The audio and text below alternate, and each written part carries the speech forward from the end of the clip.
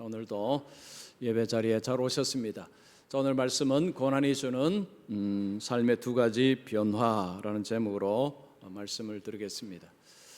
자, 어떤 가정에서 아들이 이제 캐나다로 조기 유학을 갔습니다. 근데 조기 유학에 적응을 잘 못하고 다시 돌아왔습니다. 그러다 보니까 친구들보다 2년을 늦게 고등학교에 들어가게 되었습니다.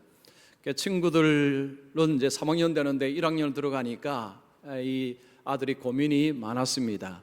어느 날 아버지에게 말합니다. 아버지, 제가 늦지 않았을까요? 친구들보다 2년이나 더 늦게 들어가니 참 걱정이 많이 됩니다. 아들이 그 자신의 고민을 아버지에게 이야기했습니다. 그때 아버지가 아들에게 이런 이야기합니다. 아들아, 열대우림에는 나무에 나이테가 없단다.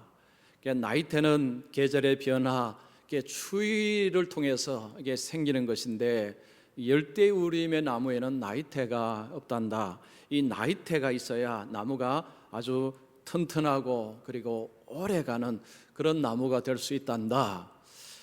너가 지금 2년이 늦은 것이 좀 고민이 되겠지만 이 늦은 것이 너에게는 나이테가 될 것이다. 너에게 유익이 될 것이다. 너무 걱정하지 말고 그냥 열심히 공부를 해라. 그렇게 이야기를 했답니다. 자, 지금 어린 아들 입장에서는 그 2년 늦는 것이 상당히 늦은 것으로, 상당히 불리한 것으로 생각할 수가 있습니다. 근데 아버지는 이제 그런 인생을 쭉 살면서 여러 가지 어려움을 겪어보았기 때문에 아들에게 이제 격려를 해줄 수 있는 것입니다. 아들아, 이 어려움이 유익이 될 것이다. 이렇게 격려를 해 줄 수가 있는 것입니다. 예수를 믿지 않는 분들도요, 고난이 삶의 유익이 되었다라는 이야기를 많이 합니다. 고난이 삶의 유익이 된다라는 이야기를 곧잘 합니다. 그러면서 믿지 않는 분들이 고난을 당할 때 주로 이런 그런 긍정적인 말을 많이 합니다. 잘 될 것이다. 곧 지나갈 것이다. 잘 될 것이다. 곧 지나갈 것이다. 이런 말을 하면서 어려움을 견딥니다. 어려움 속에서 이런 그 긍정적인 표현들이 굉장히 도움이 됩니다. 잘 될 것이다. 곧 지나갈 것이다. 이런 말들을 본인하게 하고 그리고 다른 사람에게 해줄 때 어려움 속에 있는 분들이 힘을 얻고 사실은 유익을 얻습니다. 자, 예수를 믿지 않는 분들도 고난을 통해서 유익을 얻는다라는 말을 한다면 여러분, 예수 믿는 저와 여러분들에게 고난은 유익되다라는 말을 굉장히 잘 해야 됩니다. 또 말할 수 있는 근거가 있습니다.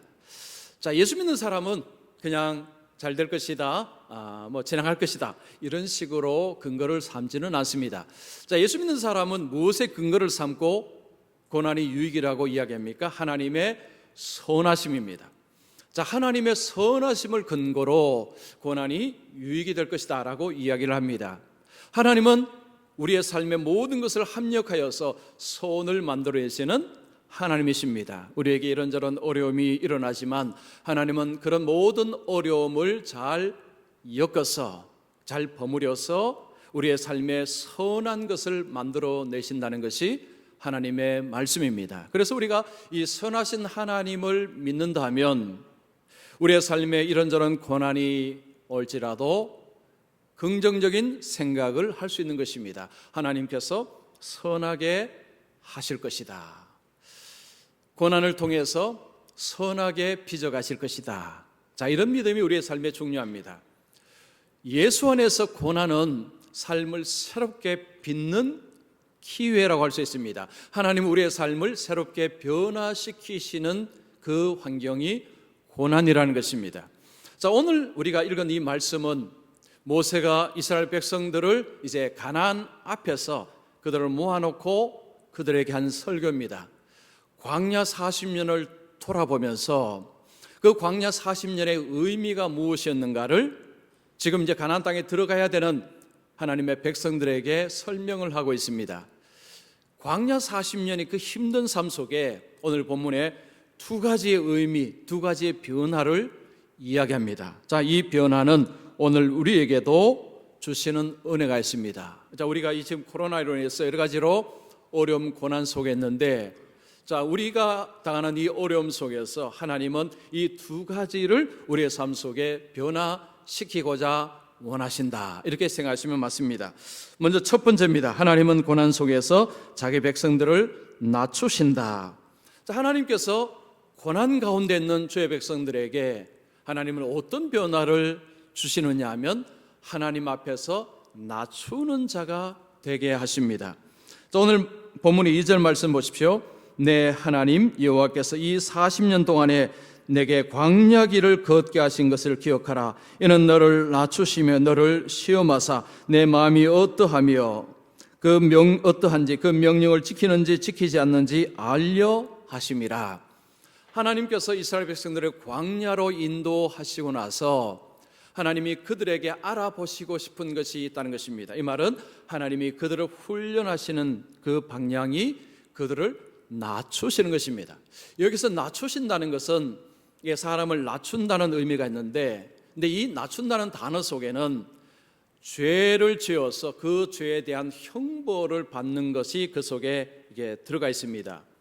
즉 지금 이스라엘 백성들이 광야 40년의 삶을 살아가는 것은 하나님 앞에 범죄함으로 그들이 지금 징계를 당하고 있는 것입니다. 가데스 바니아 지역에서 정탐꾼 12명을 보냈는데 10명이 들어와서는 부정적으로 말했습니다. 우리는 들어가면 안 됩니다. 들어가면 죽습니다. 하나님의 말씀을 그들은 불신을 했습니다. 그로 인해서 이스라엘 백성들에게 주어진 현실은 광야 40년입니다. 이 광야 40년의 삶이 징계라는 것입니다. 자, 오늘 오전의 말씀 보시면 너는 사람이 그 아들을 징계한 같이 내 하나님 여호와께서 너를 징계하시는 줄 마음에 생각하고, 하나님은 징계하시는 분이시다. 지금 이 광야 40년의 삶은 하나님의 징계의 의미가 있다는 것입니다. 자, 그런데 하나님이 징계하실 때 거기에는 선한 목적이 있습니다. 징계 자체, 고통 자체가 목적이 아닙니다. 징계의 선한 목적은 낮추시는 것입니다. 자, 여기서 낮춘다는 것은 뭘 의미할까요? 하나님 앞에서 낮추는 것입니다. 하나님의 말씀 앞에 자신을 낮추는 것입니다. 하나님 말씀 앞에 나의 생각, 나의 경험, 나의 지식을 낮추는 것입니다. 하나님께서 고난이라는 환경을 통해서 우리를 하나님의 권위 앞에, 하나님의 말씀 앞에 낮추는 자가 되라는 것입니다. 애굽을 한 이스라엘 백성들이 가나안을 향해서 나갑니다. 자, 그들이 가나안 땅에 들어갈 수 있는 비결은 그들의 상식과 그들의 지식과 그들의 힘이 아니었습니다. 하나님의 권능으로, 하나님의 능력으로 하나님께서 그들을 인도하심으로 그들이 가나안 땅을 입구까지 왔고 들어갈 수가 있는 것입니다. 그러면 그들에게 반드시 필요한 자세는 하나님 말씀 밑으로 내려오는 것입니다. 하나님 말씀 앞에 자신을 낮추는 것입니다. 이것이 하나님이 그들에게 원하시는 것입니다. 여러분 1절 말씀만 보십시오. 내가 오늘 명하는 모든 명령을 너희는 지켜 행하라.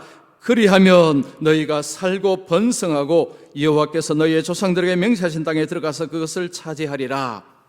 하나님께서 말씀합니다. 하나님 말씀을 지켜 행하면 살고 번성하고 가나안 땅에 들어갈 것이다 라고 말씀하셨습니다. 이스라엘 백성들이 출애굽을 한 다음에 가나안 땅에 들어가야 되는데, 그 가나안 땅에 들어갈 수 있는 비결은 하나님의 말씀을 순종하는 것입니다. 다른 말로 하면 하나님의 권위 앞에, 말씀 앞에 자신을 낮추는 것입니다. 만약에 하나님의 말씀 위에 서서 하나님의 말씀을 판단하고 하나님의 말씀을 거절하게 되면 들어가지 못한다는 것입니다. 실제로 못 들어갔습니다. 히브리서 3장 18절 말씀이 그 말씀입니다. 하나님이 누구에게 맹세하사 그의 안식에 들어오지 못하리라 하셨느냐? 순종하지 아니하는 자들에게가 아니냐. 이건 바로 구약의 이스라엘 백성들을 향해서 하는 말씀입니다. 원망하고 불평한 자들은 한 명도 못 들어갔습니다. 불순종하다는 것은 하나님의 말씀의 권위 위에 서서 스스로가 말씀을 판단하고 그 말씀을 환경에 따라서 바꿔버린 그들을 말하는 것입니다. 우리는 이 땅에서 영원히 살지 않습니다. 이 땅의 삶은 나그네의 삶이라고 말씀합니다. 우리가 살아야 될 영원한 땅은 하나님의 나라입니다. 이 땅의 삶은 길게는 100년 조금 더 될 수도 있습니다. 모두에게 한시적인 삶입니다. 잠깐의 삶입니다. 잠깐의 삶을 살고 모두가 다 떠납니다. 이것이 우리의 인생의 모습입니다. 우리는 하나님 나라 천국을 향해서 나아가야 됩니다. 근데 천국은 아무나 못 들어갑니다. 누구나 천국 들어가는 것이 아닙니다. 누가 들어가느냐? 예수 그리스도의 공로 아래에, 예수 그리스도의 십자가 아래에 자기를 낮추는 자가 하나님 나라로 들어가는 것입니다. 그런데 이게 쉽지가 않습니다. 죄인은 예수 그리스도의 권위 아래, 십자가의 권위 아래 자기를 낮추는 것이 어렵습니다. 그래서 우리로 하여금 하나님의 말씀과 하나님의 권위와 십자가 아래에 우리를 낮추게 하는 환경이 고난이라는 것입니다. 고난은 우리를 낮추는 역할을 한다는 것입니다. 나는 삶을 고치는 암 의사입니다 라는 책이 있습니다. 여러분, 암에 관해서, 건강에 관해서 관심 있는 분들은 이 책을 꼭 한번 보시기 바랍니다. 이 책을 지은 분은 이병욱 박사님입니다. 이분은 암 박사라고 불리는 분입니다. 암 권위자입니다. 오랫동안 암 환자들을 이렇게 수술하고 치료를 하신 분입니다. 이분은 암을 이렇게 얘기했습니다. 암은 전신적인 질환이다. 우리 어떤 장기 어떤 부분에 암이 생겼을 때 그 장기만의 문제로 암이 생긴 것이 아니라는 것입니다.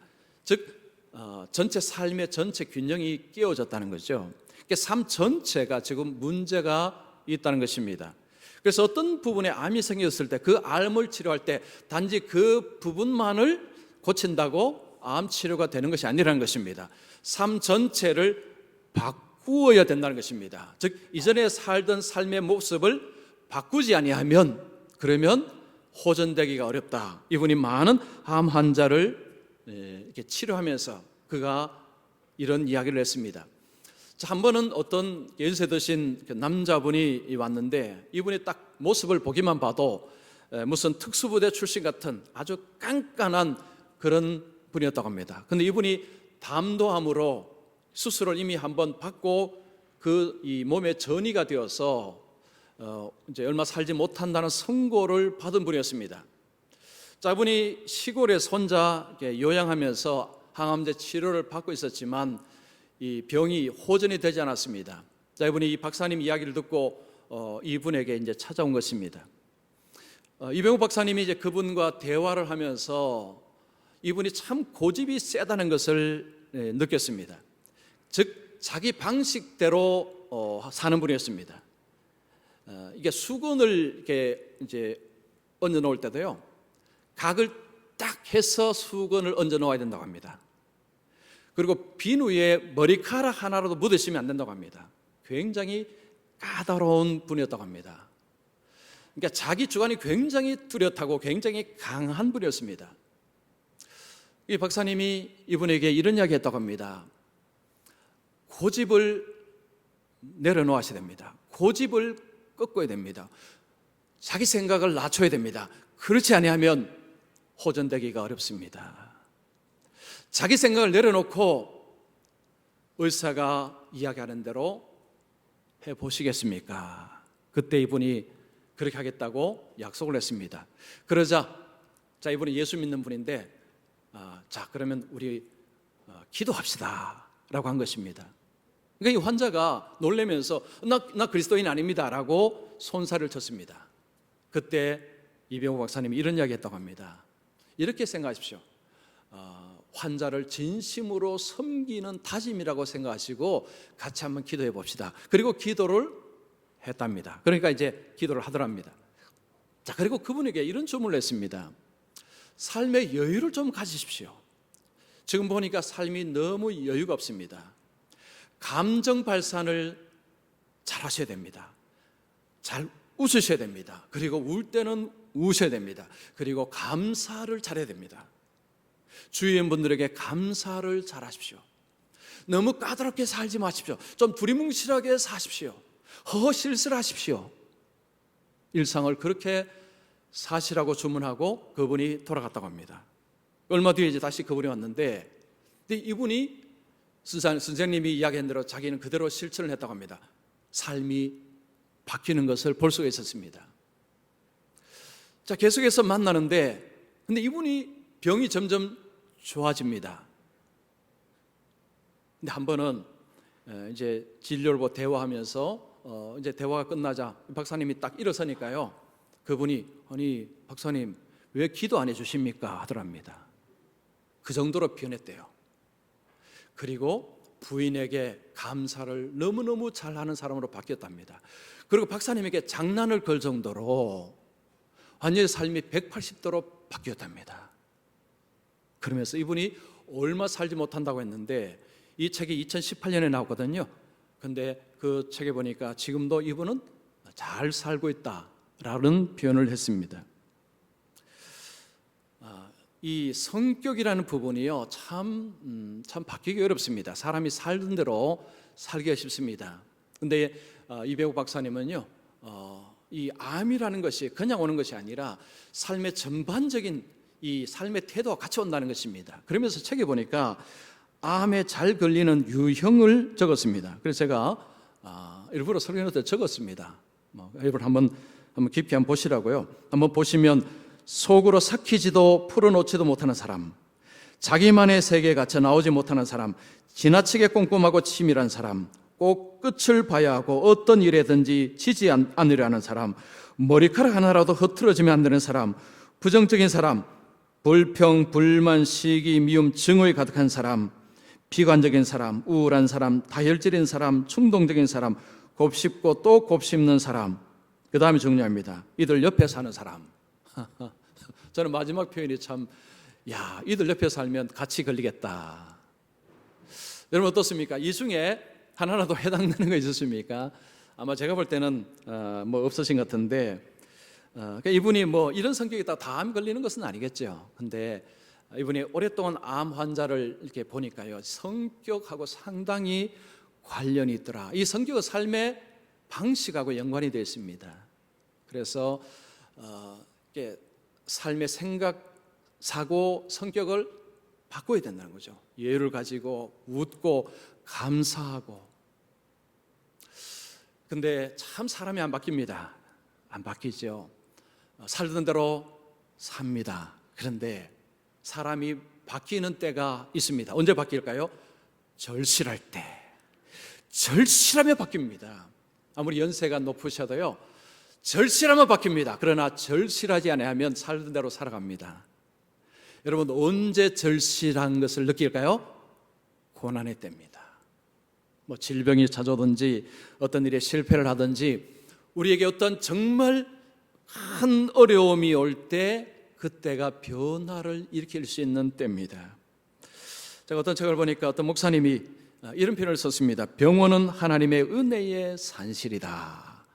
병원을 하나님의 은혜의 산실이다라는 표현을 썼습니다. 자, 목사님이 이제 신방을 가니까요, 성도들이 지금 병이 걸렸으니까 좀 힘들지 않습니까? 그런데 한결같이 이 성도들이 자신의 삶을 돌아보더라는 것입니다. 그전에도 물론 교회 다니고 예배 드리고 했죠. 그러나 질병으로 이제 아무것도 할 수 없을 그때, 그 병원에 있을 때 자신의 이전의 삶을 쭉 돌아본다는 거죠. 돌아보면서 자신을 낮추기 시작한다는 것입니다. 내가 하나님 말씀을 내가 이렇게 순종하지 못했구나.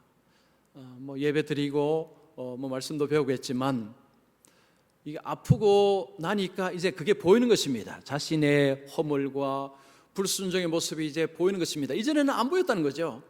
그게 이제 보이니까 하나님 앞에 병상에서 회개하는 것입니다. 하나님 용서하여 주시옵소서.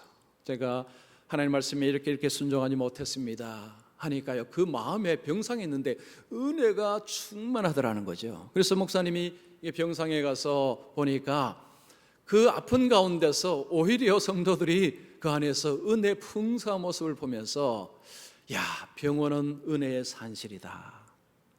저도 사실은 이런 경험 많이 했습니다. 우리 성도님들이 병원에 계시면 신방 갈 때 이거 아프신데 무슨 말씀 드려야 되나 하고 가는데 정작 제가 은혜를 받고 돌아올 때가 많습니다. 고통과 아픔과 이런 것들은 우리에게 물리적으로 고통을 줍니다.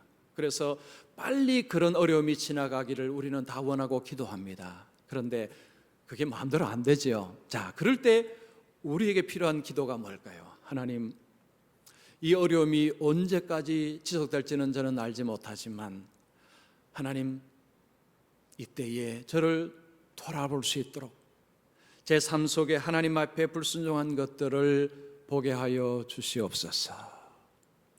하나님 앞에 낮추는 자가 되게 하여 주시옵소서. 이런 기도가 필요하다는 것입니다. 여러분, 코로나가 언제까지 갈지 이제는 정말 모르겠습니다.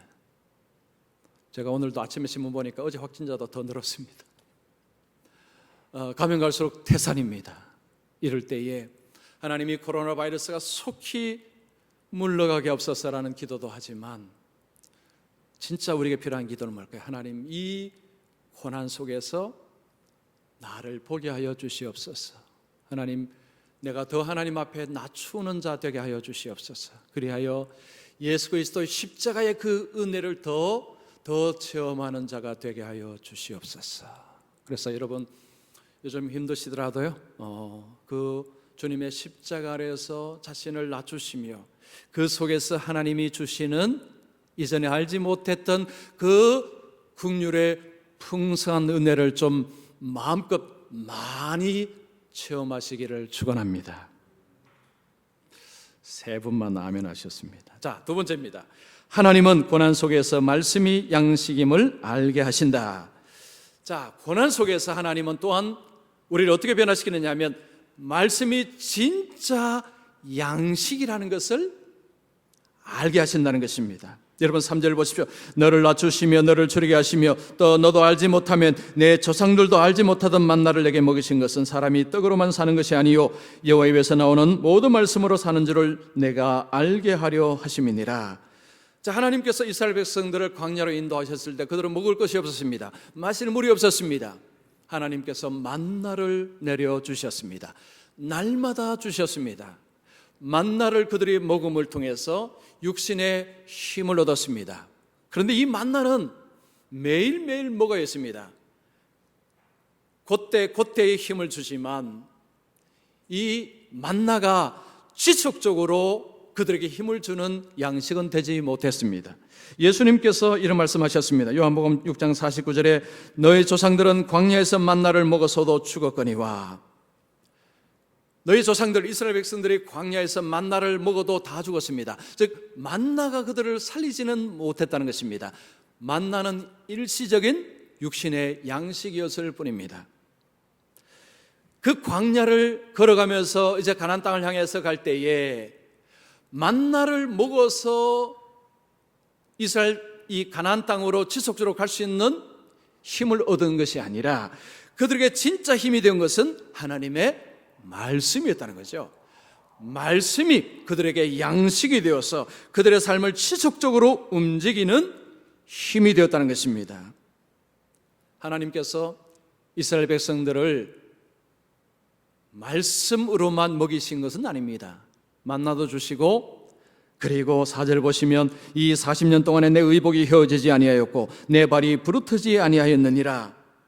이 의복 그리고 신발의 문제, 이런 문제도 하나님께서 도우셔서 광야의 길을 걸어갈 수 있도록 하나님이 필요들을 채워주셨다는 것입니다. 하나님은 그들의 육신이 필요한 것을 채워주셨지만 정작 그들에게 하나님께서 주신 은혜의 핵심은 말씀이었다는 거죠. 그들이 그 광야를 이길 수 있었던 것은 만나가 아니라 말씀이었다는 것입니다. 말씀이 그들에게 진짜 양식이 되어서 그들로 하여금 광야 생활을 이길 수 있도록 하였다는 것입니다. 자, 지금 모세 앞에 모인 이스라엘 백성들은 그들의 광야를 통해서 하나님이 어떻게 하셨는가를 그들은 다 경험했습니다. 말씀이 그들에게 양식이 되어서 그들이 지금까지 걸어왔다는 것을 그들은 알고 있습니다. 우리의 삶에 여러분 고난이라는 것이 우리의 삶에 굉장한 어려움을 줄 수도 있습니다. 자, 고난의 때에 잘 드셔야 됩니다. 여러분 영양가 있는 음식을 잘 드시는 것이 굉장히 중요합니다. 그런데 그것만으로는 안 됩니다. 어려울 때, 힘들 때요, 잘 드셔야 되지만 잘 드시는 것만으로는 어려움을 이길 수 없습니다. 요즘 제가 새벽에 전도서를 가지고 말씀드립니다. 전도서 핵심이 허무입니다. 허무. 여러분 사람에게 허무가 이 부지불식간에 찾아오는데 강력하게 찾아오는 때는 고난의 때입니다. 고난의 때. 여러 가지 이제 삶이 묶여버리고 삶이 초라해질 때, 이때 허무라는 것이요 엄청난 힘으로 다가옵니다. 이런 생각이 드는 거죠. 아이고 살면 뭐 하나, 이제 내가 살면 뭐 하겠나, 이런 삶에 대한 회의가 찾아오는 것입니다. 근데 그거 이기는 것이요 쉽지 않습니다. 많은 분들이 스스로 삶을 포기해버립니다. 그걸 못 이긴다는 거죠. 밥을 잘 먹는다고 이길 수 있느냐? 그렇지 않습니다. 영의 양식이 들어가야 됩니다. 마음의 양식이 들어가야 됩니다. 사람은 내가 왜 사는지, 내 삶의 소명이 무엇인지, 내 삶의 의미가 무엇인지를 알아야 고난을 헤쳐나갈 수가 있습니다. 왜 고난 속에서 무너지느냐? 그걸 못 찾는 것입니다. 내가 왜 사는지, 내 삶의 의미가 뭔지, 내 삶의 목적이 뭔지를 평소에는 별로 관심이 없었습니다. 우리가 별 문제가 없을 때, 삶이 잘 될 때는요 그런 질문도 하지도 않고 전혀 문제가 되지 않습니다. 그러나 깊은 고난 속에 빠지면 본질적으로 그 질문합니다. 내가 누구인가? 나는 뭐하는 존재인가? 그때 답을 누가 줄 수 있습니까? 하나님의 말씀이 답을 줍니다. 그래서 우리의 마음의 양식을 채워야 됩니다. 인도에서 스탠리 존스라는 선교사님이 이제 선교를 하면서 말씀을 전할 때 어떤 인도 청년이 이 선교사님께 와서 이런 질문을 했습니다. 선교사님, 성경을 붙든다고 밥이 나옵니까? 직장이 나옵니까? 직장이 생깁니까? 라고 질문을 했습니다. 이때 스탠리 존스 선교사님이 그 청년에게 이렇게 대답을 했습니다.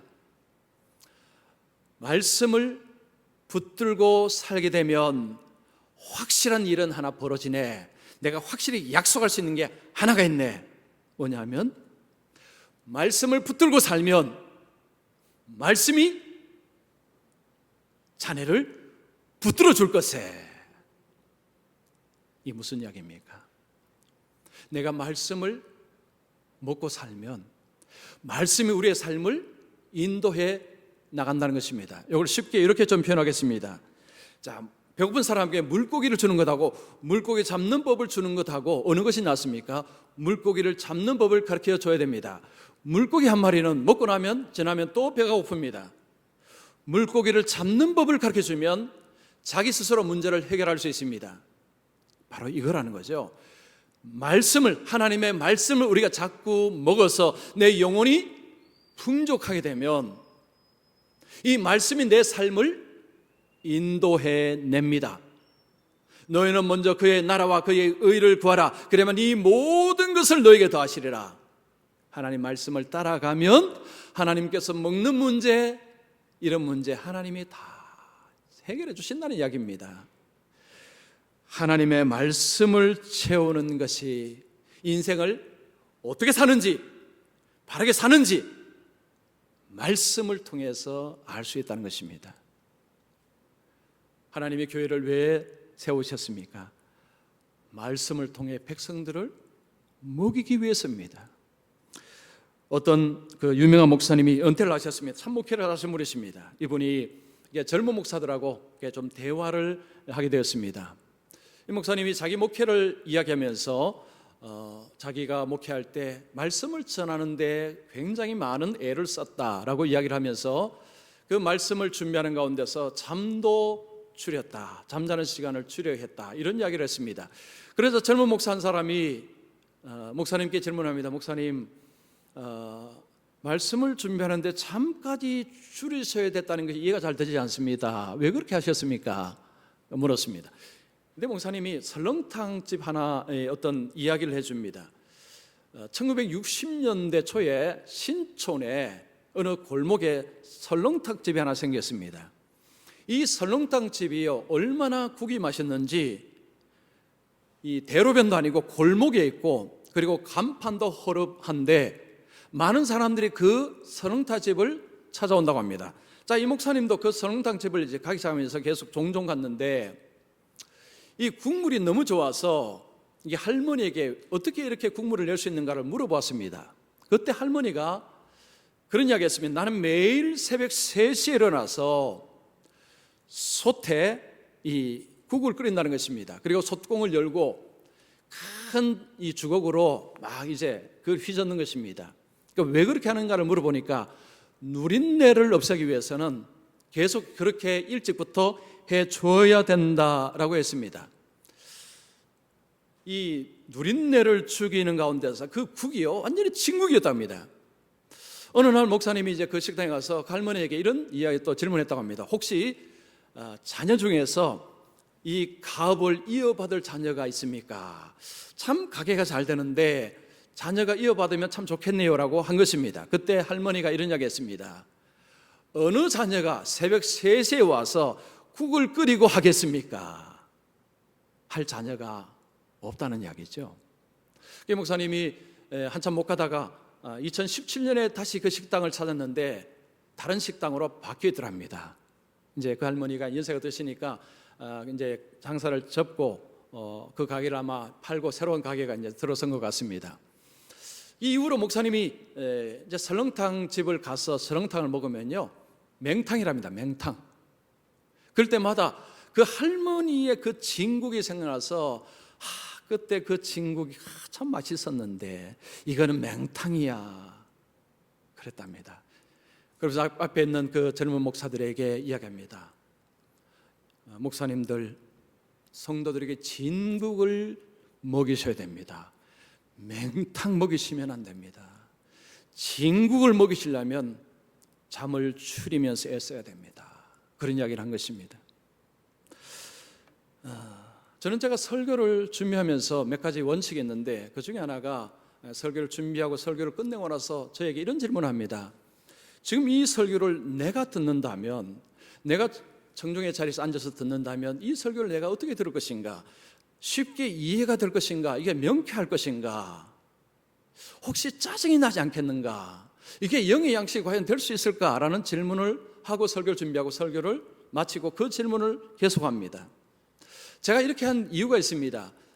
제가 30대 중반 좀 넘어서 이제 이민교회에서 젊은 나이에 담임 목사를 시작을 했습니다. 한 2년 정도 지난 후에 성도들에게 설문조사했습니다. 혹시 설교에 대해서 하고 싶은 이야기가 있으면 쓰십시오라고 하니까요, 제가 그 설문조사 보고 충격을 받았습니다. 목사님 설교가 너무 어려워요. 많은 분들이 그걸 썼습니다. 그때 저는요, 이해를 못했습니다. 이 설교가 왜 어려워? 자기들이 수준이 낮은 거지. 저는 이렇게 생각했습니다. 그 성도들의 수준 낮은 탓을 했습니다. 그런데 시간이 좀 흐르면서 알았습니다. 성도들의 수준이 낮은 것이 아니고 제 설교가 문제였습니다. 익혀서 소화를 하시도록 들은 것이 아니라 그냥 날 것을 섞어서 들은 것입니다. 그러니까 소화가 힘든 거죠. 물론 지금도 제가 설교를 잘 못하지만 항상 설교를 준비하면서 나는 이 설교를 들으면 내가 어떨까? 이 질문을 항상 하면서 말씀을 전하고 있습니다. 여러분, 이 말씀이라는 것이 우리가 그냥 듣는 것이라고 생각하면 조금 이 무게가 좀 떨어집니다. 그러나 먹는 것이라고 생각하면 이 말씀에 대한 관점이 좀 달라질 수 있습니다. 여러분, 시편 119편 103절을 보십시오. 주의 말씀의 맛이 내게 어찌 그리 단지요 내 입에 꿀보다 더 다니이다. 주의 말씀의 맛이라고 했습니다. 말씀을 먹는 것에 비유한 것입니다. 말씀의 맛이 그리 어찌 그리 단지요 내 입에 꿀보다 더 다니이다. 참 기가 막힌 표현입니다. 우리는 그냥 귀로 듣는다고 하는 말씀이, 이 말씀이 양식이라고 한 것입니다. 예수님께서도 비슷한 말씀하셨습니다. 마태복음 4장 4절 보십시오. 예수께서 대답하여 이르시되 기록되었으되 사람이 떡으로만 살 것이 아니요 하나님의 입으로부터 나오는 모든 말씀으로 살 것이라 하였느니라. 예수님이 40일 동안 금식하시고 줄이셨습니다. 그때 사탄이 와서 예수님을 시험했습니다. 이 돌들을 떡덩이 되게 해서 만들어 먹으라고 했습니다. 그때 예수님이 이 신명기 말씀을 인용해서 말씀하셨습니다. 사람이 떡으로만 사는 것이 아니다. 하나님의 입에서 나오는 말씀으로 사는 것이다. 떡으로만 먹어서 살 수 있는 존재가 아니라는 것입니다. 우리가 잘 먹어야 됩니다. 여러분 잘 드셔야 되고요. 영양식을 잘 해야 됩니다. 그러나 그것만 신경 쓰시면 안 됩니다. 마음의 음식, 영의 양식 이거 잘 드시는데도 신경을 쓰셔야 됩니다. 부족하지만 어쨌든 한 주간 동안 기도하면서 주님 이번 주간에는 우리 성도들에게 어떤 양식을 제가 줄 수 있을까요? 그러면서 준비합니다. 여러분께서 주일 오실 때도 하나님 오늘 영의 양식을 먹으러 갑니다. 오늘도 나의 마음을 영을 풍성하게 먹여 주시옵소서. 이 코로나로 인해서 여러 가지 어려움 속에 있을 때 우리가 잘 먹고 육신이 강건해야 하지만 이제 코로나가 길어질 때 지칠 수 있습니다. 낙심할 수 있습니다. 정말 우리를 이렇게 세워주고 우리에게 힘을 주고 우리로 하여금 꿋꿋하게 앞을 향해서 나아가게 할 수 있는 것은 우리 마음속에 하나님 주시는 말씀입니다. 말씀. 그래서 저도 마찬가지고요. 우리 모든 여러분들도 말씀을 영의 양식으로 알고 아침마다 드리는 말씀도 잘 드시고 특별히 이 주일 하나님 주시는 양식을 여러분 마음속에 잘 여러분이 잡수셔서 이 코로나 어려움이 길어지더라도 여러분 낙심하지 마시고 끝까지 믿음으로 끝까지 주님을 의지하고 주님 안에서 마지막까지 달려가시는 그런 믿음의 사람들이 되시기를 축원합니다.